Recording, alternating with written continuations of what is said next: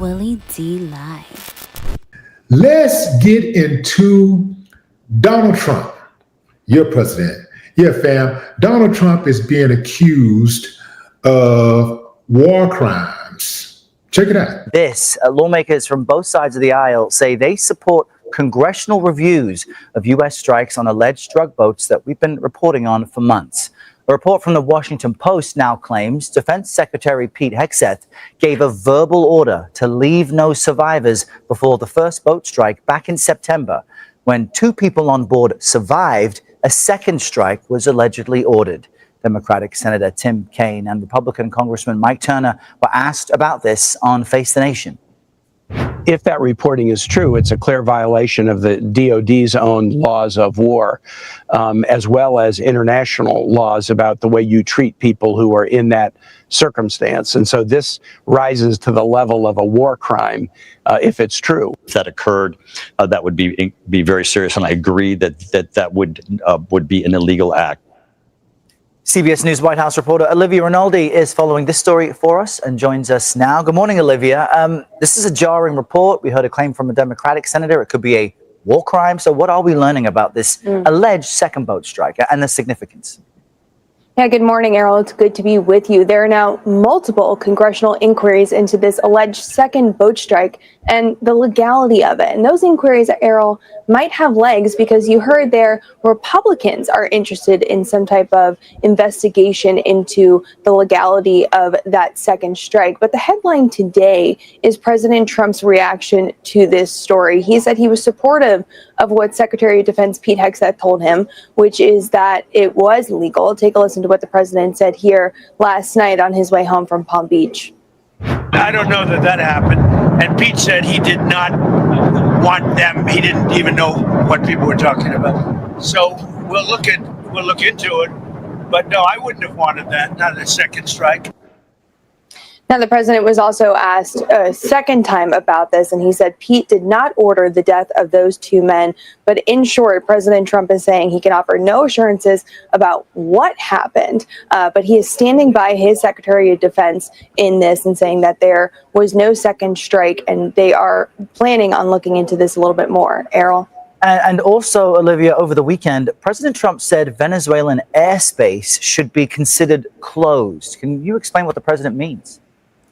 Right. Well, last night the president was asked about that specifically. This was a post on True Social that he made over the weekend where he said to airlines, pilots, drug dealers, and human traffickers to consider the airspace above and surrounding Venezuela to be closed in its entirety. When he was asked about this yesterday, also on that flight home from Palm Beach, the president said, don't read anything into it. Quite notable there. The president also said he spoke with the Venezuelan leader Maduro. The president did not comment on the specifics of that conversation, whether it was good or bad. He said he didn't want to talk about it, but it was a phone call that the 2 leaders did have. And this, of course, comes as there is increased amount of U.S. military presence in the region surrounding Venezuela. Questions about whether there could be imminent land strikes. But the president is saying at this point, don't read too much into that statement he made on Truth Social, saying that the airspace around Venezuela should be considered closed by airline pilots. We should also note that the FAA told CBS News that not necessarily the president has that ability to close that airspace. They can issue NOTAMs around that area, but they can't necessarily consider it closed to airline pilots and people around there. Very important clarification there. Olivia, thank you very much. Well.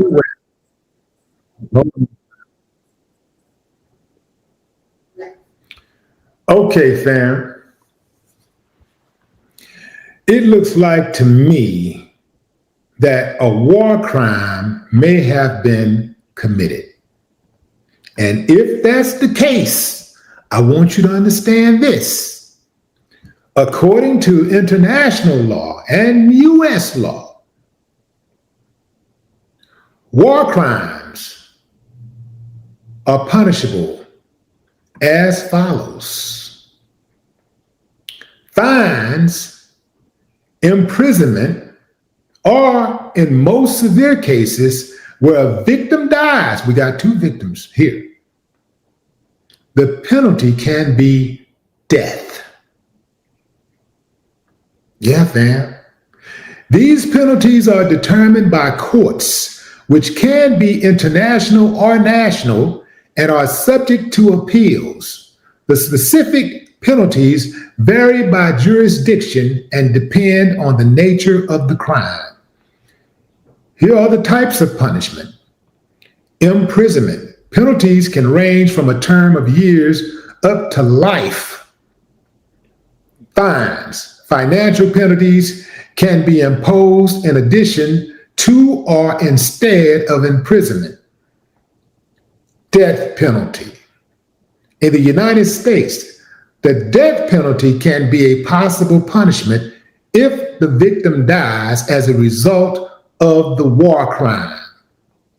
Let me remind you, fam, that the war crime that we are speaking of right now is when you have a situation where you have a person, a POW, a prisoner of war, or someone who, you know what, let me make sure that I get that right. But let's go, I'll come back to that. But let me skip over to reparations.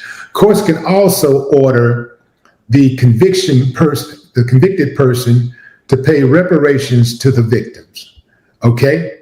And let me make sure I got this one right here, right.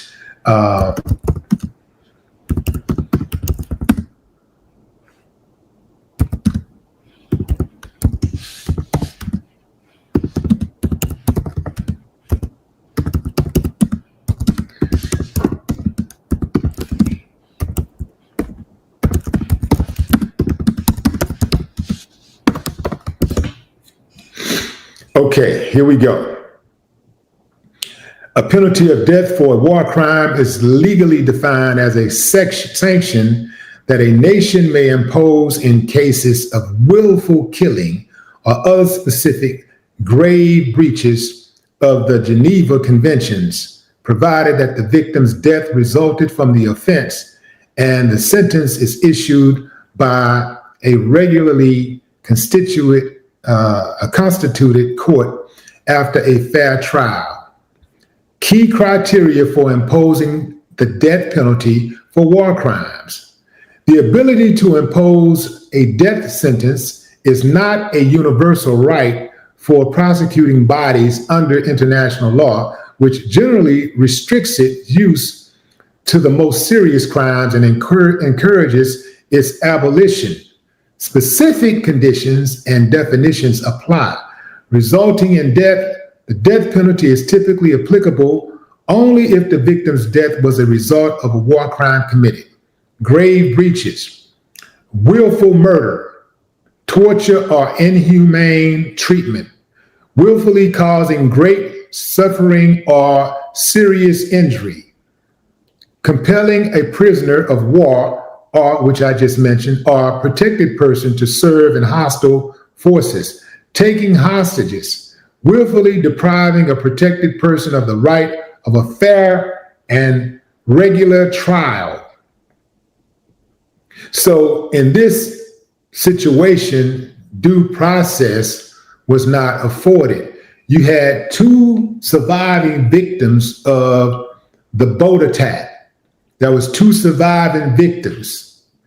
They were, in essence, surrendering. They were holding on to wreckage, floating in the water. They were of no threat.